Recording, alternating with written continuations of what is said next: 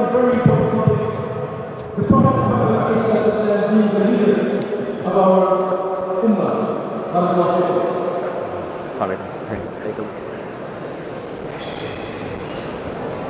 Assalamu alaikum wa rahmatullahi wa barakatuh. I think we're going to need to do a little bit better than that. Assalamu alaikum wa rahmatullahi wa barakatuh. I still think we have more energy.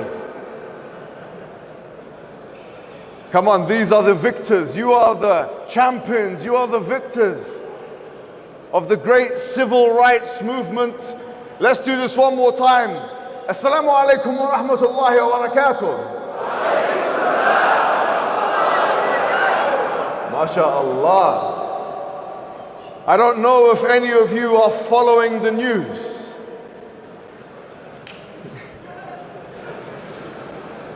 I try to follow the news in the language, in the Dutch language.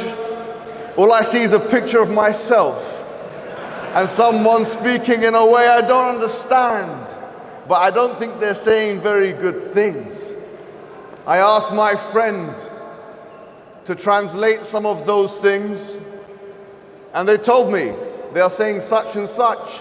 In fact, I saw a video of them coming to this very conference center, the media, and coming to people who have no dog in the fight, have nothing to do with it, and trying to harass them, asking them.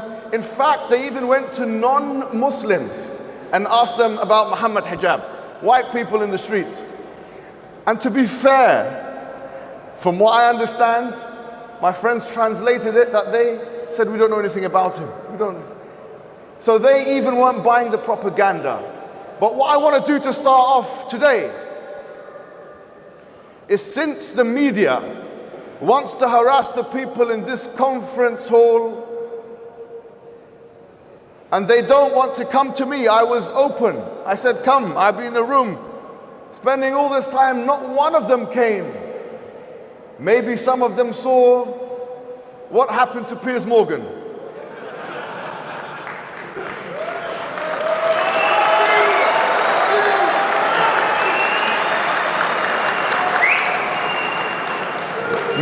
Maybe some other ones saw what happened to Rabbi Shmuley.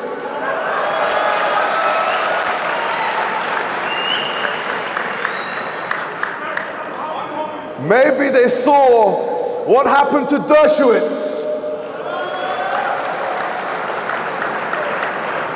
Maybe they even saw what happened to David Wood.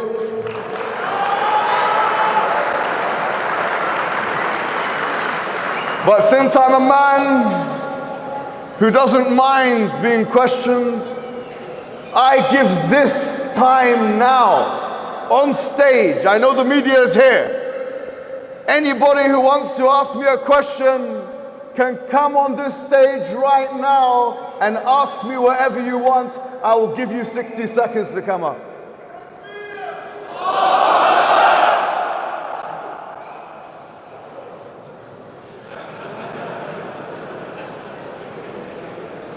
Where is Faber? Where is Wilders? Where are those people?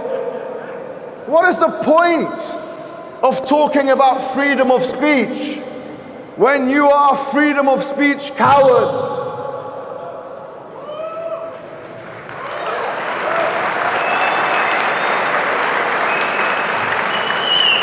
What is the point of talking about freedom of expression when you only care about some freedom of expression and not other? Let me tell you something. Yesterday I asked a question, and it was a poignant and pertinent question. And the question was, do you think that they would do this with a Jewish person, that they would ban entry to not just Holland but 26 Schengen European countries to a rabbi for having illiberal traditionalist views? What was the answer, yes or no? No. Let me hear that again, yes or no? No. One more time, yes or no? No. I want you to do it in Dutch this time. Yes or no? Yeah, you know that one, don't you? It's true, they wouldn't. Because if they would have when those Israelis came for the football match, if you remember this. And they are known, the Tel Aviv Maccabees, or whatever they were called. I think they lost the match. I think they lost the match as well. They are known for their anti-Arab and racist sentiments. Yet, no minister dared to come and say that them coming into this country would be a breach of the peace. And it was a breach of the peace. It was a breach of the peace. I wonder now if the ministers of this country are going to ban them next time. I guarantee you they will not ban them next time, because they will say it is anti-Semitism. This is what they say. And that is why the point must be made over and over again that you, the PVV and your associates, the so-called Freedom Party and your associates, and those like you, like the ADL in Germany and the far right all over, have to make a decision. And that decision is whether you want to be true to what you say, which is a liberal democracy, or whether you want to be fascists, Nazis, fascists. Whether you want to go in the direction of J.S. Mill, or whether you want to go in the direction of Carl Schmitt, or even Adolf Hitler. We saw Elon Musk do the Hitler salute, and one of his associates reaching out to me only 2 weeks before I came, or 3 weeks before I came here, threatening me that if I don't stop talking about this or that, they said if you don't stop speaking, you will be put in prison. This is what he said to me. We will put you in prison. And he said he heard this from the mouth of Elon Musk directly. 2-3 weeks later, I was meant to come here. They banned me from this country and 26 other countries. I don't know whether or not this is a coincidence. What do you think? Is it coincidence, yes or no? You see, if I had that same opinion, maybe they'd take me to court, but that's your opinion, that's fine. I think there's a project at play, a global project that aims to remove and expunge and eliminate Islam and Muslims, especially from Europe. And we, the Muslims, must have a response. And just to be clear, because I know people are watching and listening, our response is not a violent response. It is not. And how dare you talk about violence when you are the ones who have been supporting and aiding the greatest genocide in the last 50 to 100 years, in the Palestinian genocide. How dare you speak to us?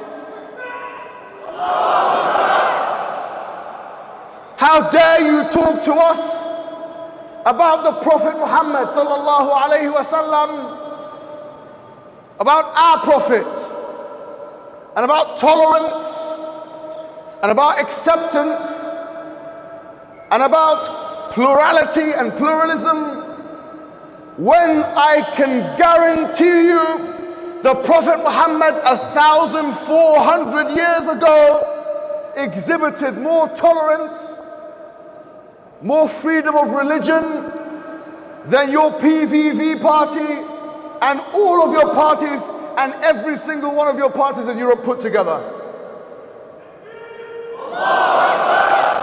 And the evidence of that is that the Prophet Muhammad sallallahu alaihi wasallam, in his immaculate leadership 1,400 years ago, made a constitution which gave Jewish people, which gave Christian people, which gave non-Muslim people full rights of protection. And that the Quran says, لا إكراه في الدين قد تبين الرشد من الغي, that there is no compulsion in religion, that truth has been made clear from falsehood. This is what the Quran says. And in fact, Umar ibn al-Khattab and those Khulafa Rashidin, Mahdiyin, they allowed Jews and Christians to have their own courts, to rule by their own laws on matters to do with their own issues. This is a freedom that the West hasn't even realized with the Muslim populations until today. They don't allow it for us. So don't lecture us about freedom of expression, freedom of religion, and tolerance with religion.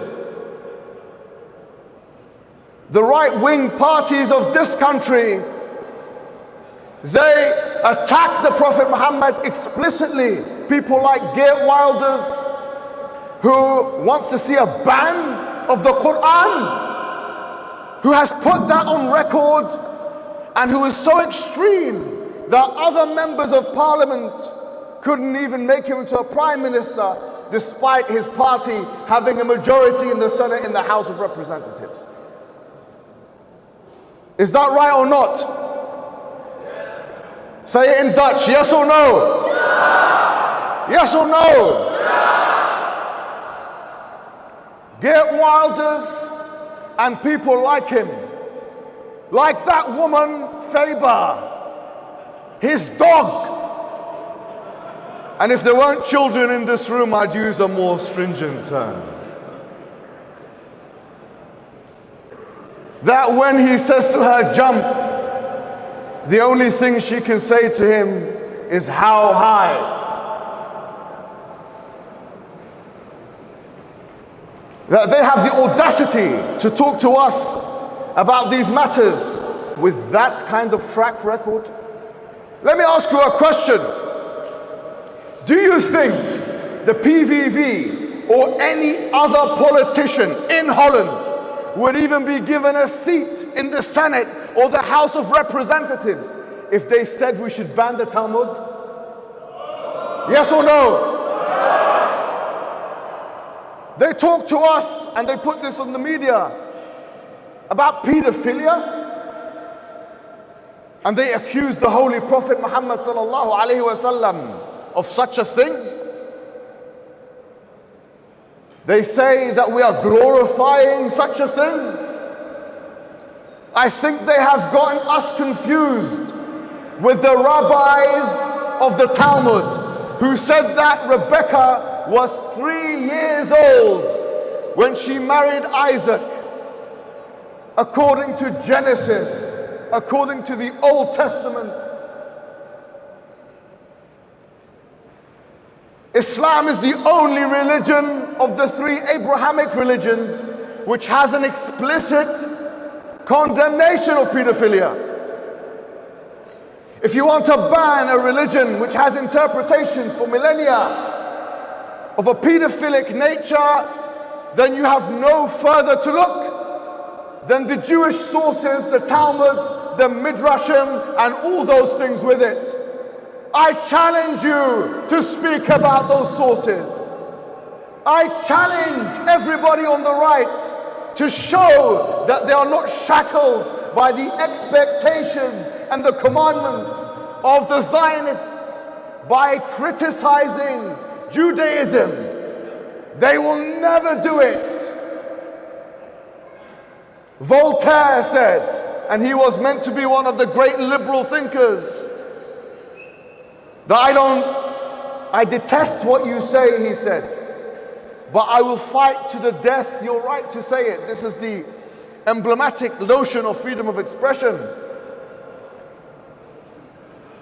And some other things are attributed to him. For example, the saying that if you want to know who's in charge of you, look at who you cannot criticize.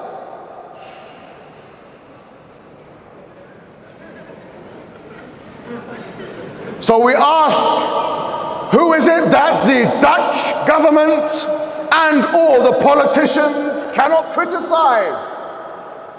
When was the last time you heard them criticize the Zionists? Have you heard them criticize them? I was online and I saw that they were attacking the Holy Prophet Muhammad sallallahu alaihi wasallam, and they were saying about him that he killed 600 Jews of Banu Qurayza, and that that's an indication that he is anti-Semitic, and therefore we should be warned against the religion of Islam.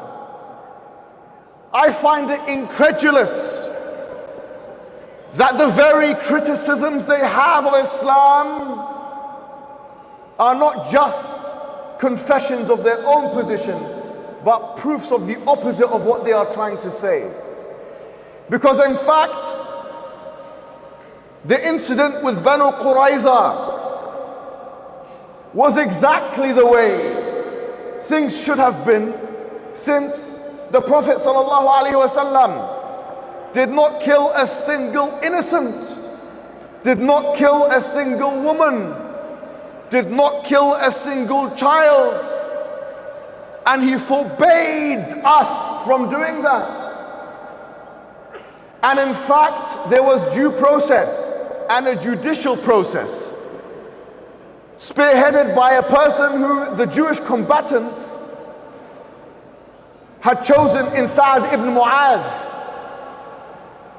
such that even Karen Armstrong herself, in her book A Short Introduction to Islam, says that this was nothing to do with the fact that they were Jewish.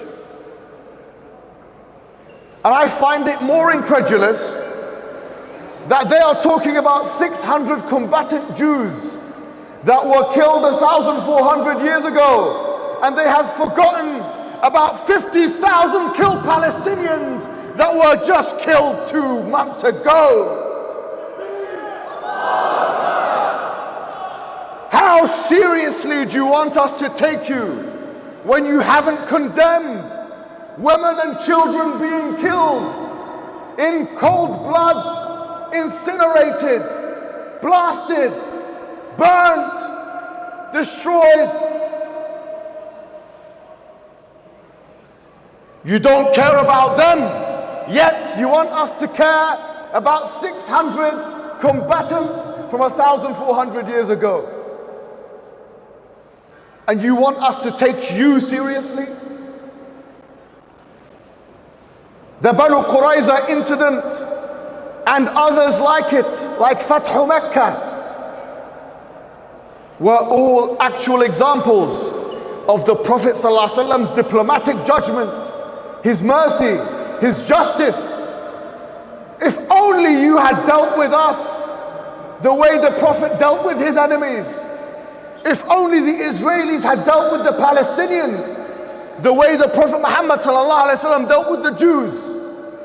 Don't ever speak to us about how we should behave when you have the most horrible track record of all of history.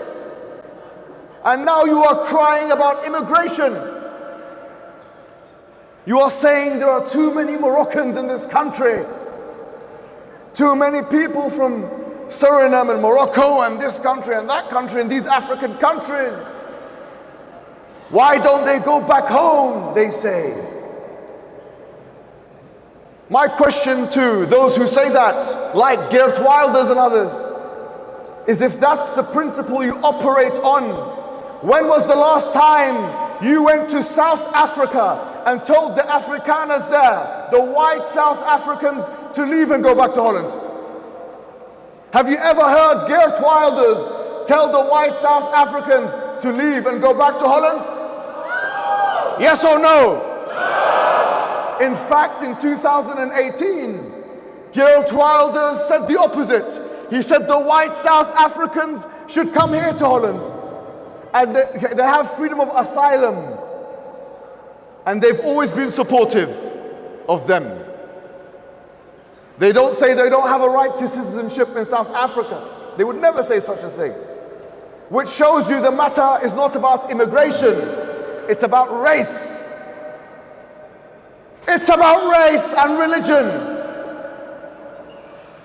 And that's why I say to the honorable Dutch people, the good Dutch people who have overachieved in this country, a country which has excellent engineering progress. Everywhere I go, I see fantastic engineering and so on and so forth. I say to them, don't fall for it. You have a good reputation, don't fall for this. We the Muslims, we want to have a good relationship with the rest of the people, dominant populations in Europe. Yes or no?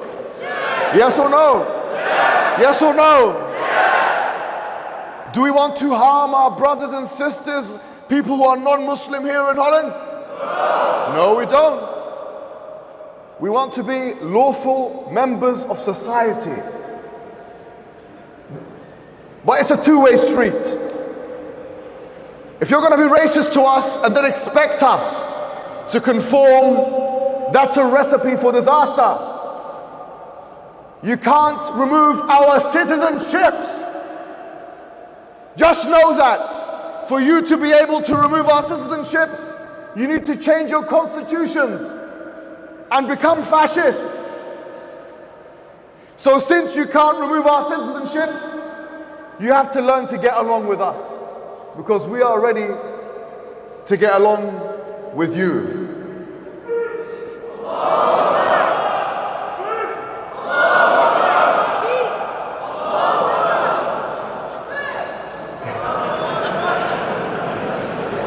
Inshallah, I will call it a day.